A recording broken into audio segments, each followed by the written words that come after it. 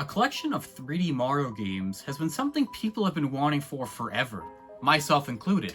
Finally, Nintendo released Super Mario 3D All-Stars, a collection of 3D Mario games. Whenever talking about this game, you're on one of two sides. Either you're on the side who really enjoys this collection, or you're on the side of who really doesn't like Nintendo's decisions with this collection. I myself am on the side of, I really enjoy this collection and what it offers. However, I'm also on the side of Nintendo. What the f? Super Mario 3D All-Stars was released on September 18th, 2020, and was made available until March 31st, 2021. Yeah, it's weird. The collection was announced to be a limited release. Originally, when I watched the Nintendo Direct, it mentioned it was going to be a limited release, but I thought, oh, the physical version, that sucks, but understandable. But no, this included the digital version as well. For me, this is the weirdest thing. Originally, I thought when the collection got delisted, they would put up the 3D All-Stars versions of 64, Sunshine, and Galaxy on the eShop as separate games, keeping the Super Mario 3D All-Stars collection limited, but not making the games themselves limited. This was just an idea I had, but unfortunately, it never happened. An issue many people are saying they have with the collection is it's just 3 games that are overpriced ports, with some touch-ups. For me, if it was like Skyward Sword HD, where it was just one game, I'd likely agree also. But with 3 games, all with visual improvements, make this collection worth it to me. Another weird thing that myself and many people are asking is, where is Super Mario Galaxy 2? For some people, they say not having it completely ruins the collection, which I don't think is true. For me, it's just oh, it would have been nice if it was included. Super Mario 64 is the first game to talk about on the collection. Super Mario 64 gets some improvements, mainly to the HUD graphics, and makes the jump to HD. However, the game never got updated to be widescreen. The game being HD is a nice improvement, looks pretty good, but the game not being widescreen is the biggest complaint I really have about Super Mario 64 in this collection. The Nintendo 64 controller, though it's very unique, doesn't have any sort of feature that makes it hard to replicate on a Pro controller or a Joy-Con. Besides these few things, this is Super Mario 64 again, just a bit updated. There really isn't much else to say about this version of the game. Well, that's not completely true. The 3D All-Stars version of Super Mario 64 is based on the Shindu version of Super Mario 64. Some people may be aware of this version of the game, but to those who haven't heard of it before, it adds some new things, but nothing that drastically overhauls the game. So why am I mentioning this at all if it doesn't really change a bunch of stuff? Well, this version was never released anywhere besides Japan. Some of the changes in this version people may prefer, but a lot of people considered it a downgrade. The main reason is because the Shindu version fixes a glitch many people call the backwards long jump, and for a lot of people, this completely ruins their enjoyment of the game because they can no longer do speedruns that utilize it. Now, is this change really a bad thing? It's hard to say.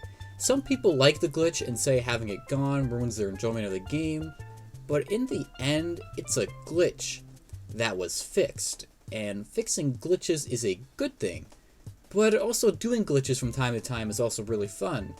So I feel this is more of a preference thing. If you've never even heard of the glitch until now, or you know about it but you just play the game normally, you got yourself some new changes on a game you already like. But for some people, this version is just completely unplayable because of that one small change. Mainly for people who like speedrunning. Super Mario Sunshine is the second game included in the Super Mario 3D All-Stars collection. This game being included is huge, and there's a lot more to talk about than Super Mario 64. First off, the game graphically looks amazing. Super Mario Sunshine gets updated to HD and widescreen. I do believe that a lot of games from the GameCube era look really good, but composite cables still being standard made it really hard to see how great the games actually looked. The GameCube does have support for component cables, but look me straight in the face and tell me that you own GameCube component cables. Seriously, you could put a down payment on a used car with one of these. The Wii also supports component cables, so if you have a Wii that can play GameCube games, you could pick up Wii component cables, which are much cheaper and do the same job. The graphical upgrade from 480i to 480p is very noticeable and makes the game look really nice, but try 1080p widescreen on for size.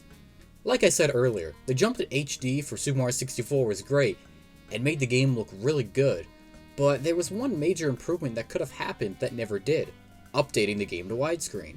The jump to 1080p is already a huge upgrade, but increasing the aspect ratio just makes this game look so much better.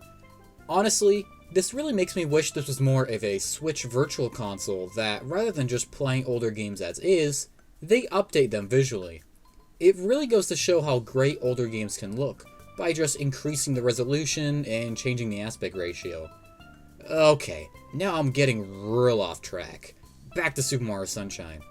Remember earlier when I said that translating the N64 controller over to a Pro Controller or Joy-Con is pretty easy to do? Well, that's not the case for the GameCube controller.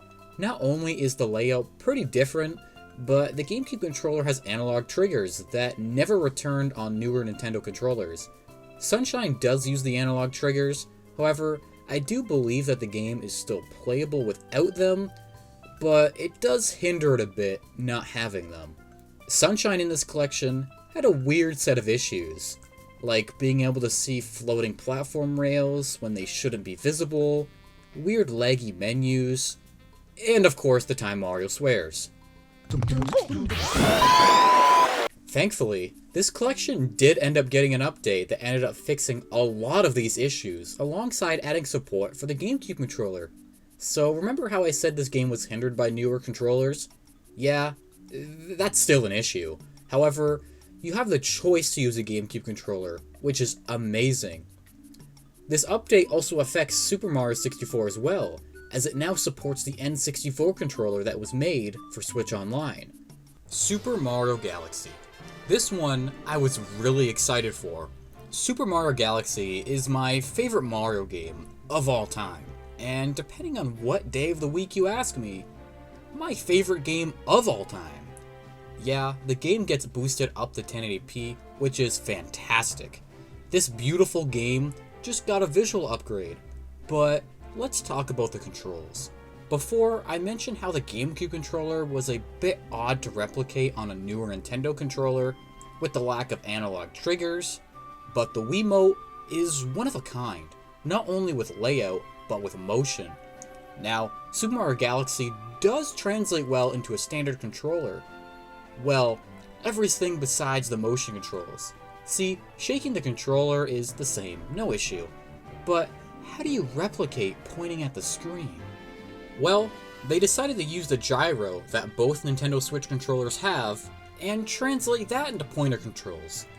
And it works much better than it should have. Honestly, it takes some time to get used to for people that have played a lot of Super Mario Galaxy on the Wii, but it's surprisingly nice to use gyro as a pointer. This version of Super Mario Galaxy doesn't replace the original, but the original also doesn't make this one pointless. Both are amazing. Super Mario 3D All-Stars. It's pretty much just a collection of 64, Sunshine, Galaxy, and that's it. There's also a little soundtrack, but people call this lazy. Just updating the visual and that's it. And to be honest, I have to disagree. Well, it's a bit lazy, however, it's all I really want to see from these games. These games are perfectly fine in their original form, so just seeing them updated visually, it's all I really want to see. I take it back. Why is Super Mario Galaxy 2 not in this collection? It completely ruins the collection!